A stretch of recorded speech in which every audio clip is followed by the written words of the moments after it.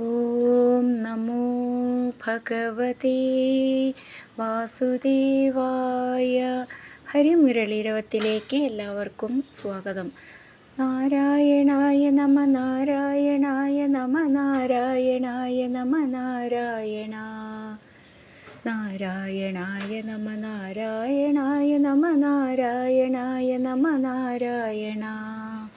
ഇന്ന് നമുക്ക് 9ഉം 10ഉം ശ്ലോകങ്ങൾ നോക്കാം. ശ്രീമന്നാരായണീയം ദശകം 25 നരസിംഹാവതാരം. ശ്ലോകം 9. ഭൂയോപ്യക്ഷതരോഷധാംനി ഭവതി ബ്രഹ്മാജ്ഞയാ ബാലകേ പ്രഹ്ലാദേ പദയോർനമത്യപഭയേ കാരുണ്യഭാരാകുല ശാന്തസ്ത്വം കരമസ്യ മൂർധ്നി സമഥാ സ്തോത്രൈരഥോദ്ഗായതസ്തസ്യ കാമധിയോപി തേനിധവരം ലോകായ ചാനുഗ്രഹം. ബ്രഹ്മാവ് തുടങ്ങിയവർ പ്രത്യേകം സ്തുതിച്ചും ഭഗവാന്റെ കോപത്തിന് ഒട്ടും തന്നെ കുറയാതിരുന്നപ്പോൾ ബ്രഹ്മാവിൻ്റെ നിർദ്ദേശമനുസരിച്ച് നിർഭയനും ബാലനുമായ പ്രഹ്ലാദൻ ഭഗവാന്റെ പാദങ്ങളിൽ നമസ്കരിച്ചു. ഭഗവാൻ എല്ലാ അനുഗ്രഹങ്ങളും പ്രഹ്ലാദന് നൽകി. അതാണ് ഈ 2 ശ്ലോകത്തിലും ഭഗവാനെ സ്തുതിക്കുന്നു പ്രഹ്ലാദൻ.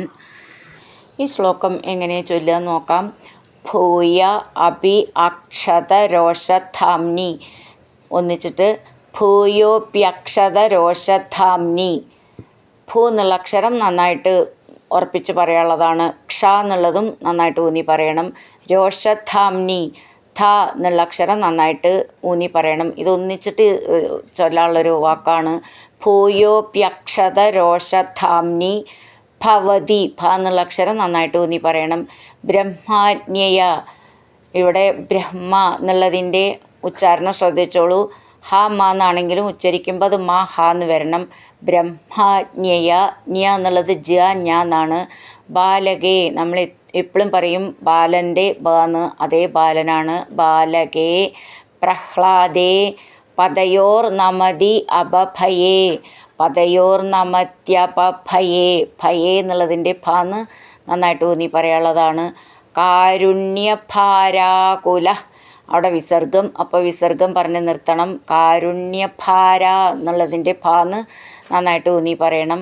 ശാന്തത്വം ചേർത്തിട്ട് ശാന്തസ്ത്വം, സ്ത്വം നാവാള ചിഹ്നം മുർക്കം, അതൊക്കെ ശ്രദ്ധിച്ചോളൂ. കരം അസ്യ, കരമസ്യ. മൂർധ്നി, ധ്നി എന്നുള്ളതിൻ്റെ ധ എന്ന് നന്നായിട്ട് ഊന്നി പറയാനുള്ളതാണ്. സമഥാ, ഇവിടെ വിസർഗമുണ്ട്. ദീർഘം പറഞ്ഞിട്ട് വിസർഗം പറയണം. സമഥാ. അങ്ങനെ സ്തോത്രൈർ അഥ ഉദ്ഗായത, ഇവിടെയും വിസർഗം, ദീർഘമില്ല, അപ്പോൾ വിസർഗം മാത്രം പറഞ്ഞാൽ മതി. സ്തോത്രൈരഥോദ്ഗായത, അഥ എന്നുള്ളതിൻ്റെ ഥ എന്ന് നന്നായിട്ട് ഊന്നി പറയാനുള്ളതാണ്. തസ്യ അകാമധിയ അപി ചേർത്തിട്ട് തസ്യാകാമധിയോപി, തസ്യാകാമധി എന്നുള്ളതിൻ്റെ ധി എന്ന് നന്നായിട്ട് ഊന്നി പറയണം. തേനിഥ, ഥ എന്നുള്ളത് കഥ എന്നൊക്കെ ഉള്ളതിൻ്റെ ഥ എന്നാണ്, നന്നായിട്ട് ഊന്നി പറയണം. വരം ലോകായ ച അനുഗ്രഹം ചേർത്തിട്ട് ചാനുഗ്രഹം, ലോകായ ചാനുഗ്രഹം.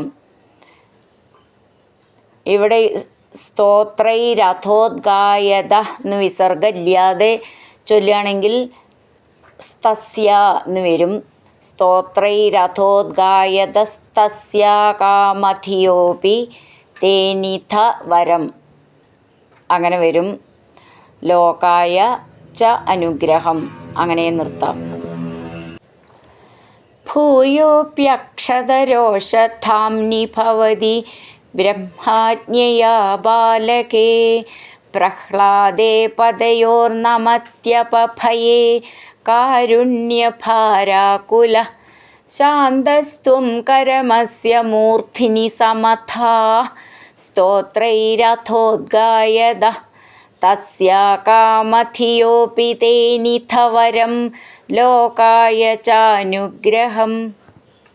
അടുത്തത് 10ാമത്തെ ശ്ലോകം.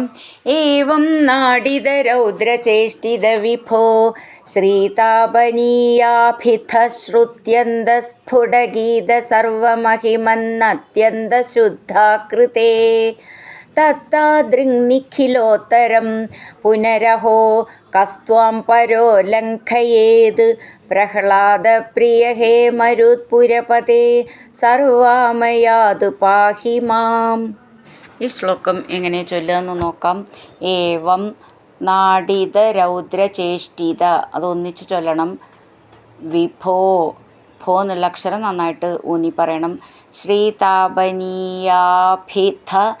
ശ്രുത്യന്തസ്ഫുടഗീത സർവമഹിമന്നത്യന്തശുദ്ധാകൃതേ. ഇതിലും കുറച്ച് ചേർത്ത് ചൊല്ലണം വാക്കുകൾ. ശ്രീതാപനീയാഭിധ, ഭി ധ അത് രണ്ടും ഊന്നി പറയാനുള്ളതാണ്. ശ്രുത്യന്തസ്ഫുട, സ്ഫു എന്നുള്ളതിൻ്റെ ഫു എന്ന് നന്നായിട്ട് ഊന്നി പറയണം. പാ ഫ രണ്ടാമത്തെ ഫ എന്നാണ്. സ്ഫുടഗീത സർവമഹിമൻ അത്യന്തശുദ്ധാകൃതേ. ഇവിടെ നിർത്തി ചൊല്ലുകയാണെങ്കിൽ അത്യന്തശുദ്ധാകൃതേ എന്ന് വരും. ചേർത്ത് ചൊല്ലുമ്പോൾ മഹിമന്നത്യന്തശുദ്ധാകൃതേ. ശുദ്ധ എന്നുള്ളതിൻ്റെ ധ എന്ന് നന്നായിട്ട് ഊന്നി പറയണം. തത്താദൃങ് നിഖിലോത്തരം, നിഖിലോത്തരം എന്നുള്ളതിൻ്റെ ഖീന്ന് ഊന്നി പറയാനുള്ളതാണ്. പുനരഹോ കസ്ത്വാം, പരോ ലംഘയേത്, ഖ മേഘം എന്നുള്ളതിൻ്റെ ഖ എന്ന് നന്നായിട്ട് ഊന്നി പറയണം. പ്രഹ്ലാദപ്രിയ, ഹ എന്നുള്ളതിൻ്റെ അടിയിൽ ആ ചിഹ്നം ശ്രദ്ധിച്ചോളൂ. ഹ്ല എന്നാവുള്ളത്. പ്രഹ്ലാദപ്രിയ ഹേ മരുത്പുരപതേ സർവാമയാത് പാഹി മാം, സർവാമയാത് പാഹി മാം. അങ്ങനെ നിർത്താം. ഏവം നാഡിതരൗദ്രചേഷ്ടിത വിഭോ ശ്രീതാപനീയാഭിധശ്രുത്യന്തസ്ഫുടഗീത സർവമഹിമന്നത്യന്തശുദ്ധാകൃതേ തത്താദൃങ്നിഖിലോത്തരം പുനരഹോ കസ്ത്വാം പരോ ലംഘയേത് പ്രഹ്ലാദപ്രിയ ഹേ മരുത്പുരപതേ സർവാമയാത് പാഹി മാം. ഹരിനാരായണ ഗോവിന്ദ, ജയ നാരായണ ഗോവിന്ദ. ഹരിനാരായണ ജയ നാരായണ ഗോവിന്ദ ഗോവിന്ദ ഗോവിന്ദ.